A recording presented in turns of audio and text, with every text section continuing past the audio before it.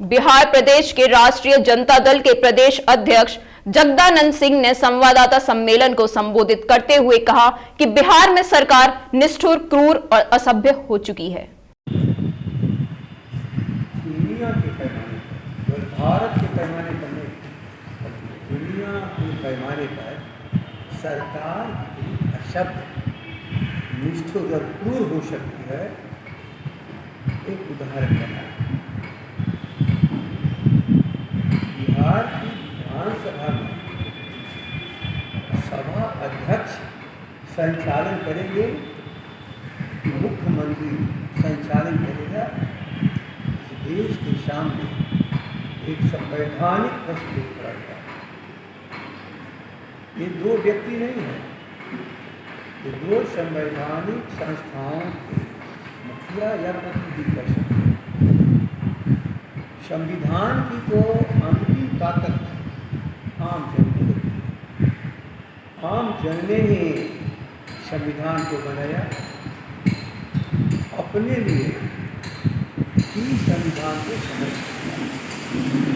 और इसी संविधान के तहत विभिन्न संस्थाएं आज निर्मित हैं और संविधान के तहत जो विधि और उपविधि बनी है उनका सारी संस्थाएं चलती हैं। नीतीश कुमार ने कल किया है, उन्हें संसदीय मर्यादा को कलंकित किया है। शायद उनकी मर्यादा कैसे पुनः स्थापित होगी। हम जैसे लोगों को बहुत चिंता है पूरी बिहार की जनता को, और सच कहिए कि लोकतंत्र में विश्वास करने के लिए करने वाले भारत की पूरी जनता परेशानी है। जैसे कि नीतीश जी भूल गए, उनको एक पक्ष मुख्यमंत्री बना था और सभाध्यक्ष की कुर्सी पर दोनों पक्ष बाएं और दाएं, नेता सदन और महिला दोनों मिलकर सदन संचालन। उनकी कल बातों को जो मैं सुना, लंबे अपने संसदीय जीवन का हवाला देते हुए जब वो चर्चा कर रहे थे, तो मैं जो बार बार चर्चा करता हूँ कि नीतीश कुमार जी न आप पढ़ते हो न सुनते हो, यही आपकी आदत सदा से रही है। कल जो संविधान व्याख्या कर रहे थे, कार्यपालिका का सर्वोच्चता की बात कर रहे थे, भूल जाते हैं कि कार्यपालिका सर्वोच्च नहीं है, संविधान सर्वोच्च है और भारत की जनता और बिहार की जनता सर्वोच्च है। आप पहले बीजेपी और जदयू को अलग करें। ये दोनों सरकार है ना, सरकार के निर्माण करता है। यदि केवल एक की इच्छा से हो रहा था ऐसा लगा, नहीं तो सरकार बैठी अपने बिजनेस के लिए और स्पीकर साहब के प्रतिनिधि कुर्सी पर बैठे थे। जब तक स्पीकर कुर्सी पर नहीं बैठते हैं कोई सभा का संचालन नहीं हो सकता। एक तरह से उनकी सहमति से सभा का संचालन हुआ।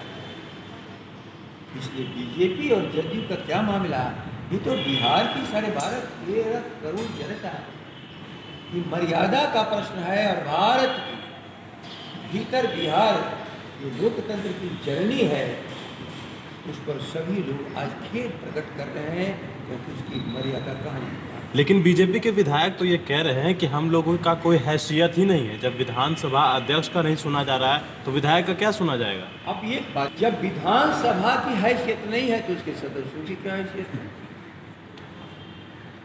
विधानसभा की हैसियत अभी नहीं है, केवल सदस्य बनने से नहीं, उनको प्रिविलेज प्राप्त है, तो वो सदस्य बनने के चलते उनको अधिकार प्राप्त नहीं है। भारत का संविधान और सरकार संचालन नियमावली विधानसभा, इन्होंने उन अधिकार संपन्न किया है। संविधान पर चोट हो रही थी, आप चुप हो। आप ही जैसा विधायक पीटे जा रहे थे, घसीटे जा रहे थे, जूते से मारे जा रहे थे एक छोटे छोटे कर्मचारियों के द्वारा, तो शायद प्रसन्नता उनको थी कि हम पर चोट नहीं है, ये विपक्ष पर चोट है। और सच कहो, कोई भी सेंसिटिव आदमी समझेगा ये संस्था पर चोट थी और संस्था के सभी हिस्से हैं। इसलिए बीजेपी और जदयू हम या जो अन्य पार्टियां जो सरकार में हैं इस दोष से कोई मुक्त नहीं है। यदि सचमुच दोष मुक्त और बिहार की जनता देश की जनता में उदाहरण पेश करना हो तो हटा दो कुर्सी पर, जिस पर बहुमत के तर्ज कुर्सी पर बैठा है बिहार का मुख्यमंत्री, तब मैं मानूंगा कि आपको मर्यादा का ख्याल है। सर, बीजेपी विधायक पवन जायसवाल का कहना है कि तेजस्वी यादव नहीं थे उस वक्त, सदन के बाहर रह के चिल्लाने से कुछ नहीं, अगर वो विपक्ष के नेता हैं तो उनको तेजस्वी यादव पर आरोप लगा रहा है बीजेपी की सदन में क्यों नहीं है? तो एक बात ख्याल करें, सदन में कल वही नहीं अकेली थी, अनुपस्थित थी अधिकांश लोग, वो खुद भी नहीं थे। चुनाव हो रहा था, प्रिविलेज प्राप्त है, वो सदस्य बनने के चलते उनको अधिकार प्राप्त नहीं है। भारत का संविधान और सरकार संचालन नियमावली विधानसभा इन्होंने उन अधिकार संपन्न किया है। संविधान पर चोट हो रही थी, आप चुप हो। आप ही जैसा विधायक पीटे जा रहे थे, घसीटे जा रहे थे, जूते से मारे जा रहे थे एक छोटे छोटे कर्मचारियों के द्वारा, तो शायद प्रसन्नता उनको थी कि हम पर चोट नहीं है, ये विपक्ष पर चोट है। और सच कहो, कोई भी सेंसिटिव आदमी समझेगा ये संस्था पर चोट थी और संस्था के सभी हिस्से हैं। इसलिए बीजेपी और जदयू हम या जो अन्य पार्टियां जो सरकार में हैं इस दोष से कोई मुक्त नहीं है। यदि सचमुच दोष मुक्त और बिहार की जनता देश की जनता में उदाहरण पेश करना हो तो हटा दो कुर्सी पर, जिस पर बहुमत के तर्ज कुर्सी पर बैठा है बिहार का मुख्यमंत्री, तब मैं मानूंगा कि आपको मर्यादा का ख्याल है। सर, बीजेपी विधायक पवन जायसवाल का कहना है कि तेजस्वी यादव नहीं थे उस वक्त, सदन के बाहर रह के चिल्लाने से कुछ नहीं, अगर वो विपक्ष के नेता हैं तो उनको तेजस्वी यादव पर आरोप लगा रहा है बीजेपी की सदन में क्यों नहीं है?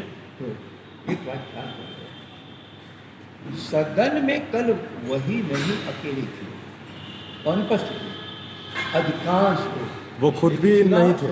चुनाव हो रहा था और चुनाव के वक्त में जो सवाल उठा रहा है इस डेमोक्रेसी में इलेक्शन प्राइम चीज है, उसी के द्वारा जनप्रतिनिधियों का निर्वाचन होता है, जनता का मन और दिमाग बनता है।